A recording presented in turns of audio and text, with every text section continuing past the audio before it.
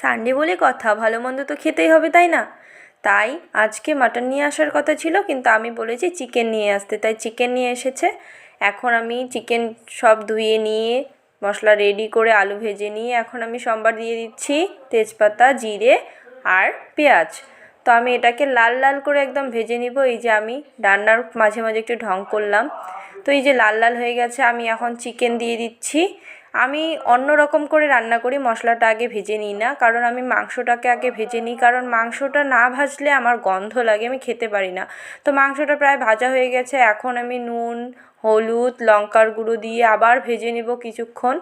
তো এই যে ভাজা হয়ে গেছে আমার, এবার আমি মশলাটা দিয়ে দিব। মশলার পেস্টটা আমি দিয়ে দিচ্ছি এখন। তারপর আমি ভাজা আলুটাও দিয়ে দিলাম। এখন এটাকে ভালো করে কষিয়ে নিব, নেড়ে চেড়ে।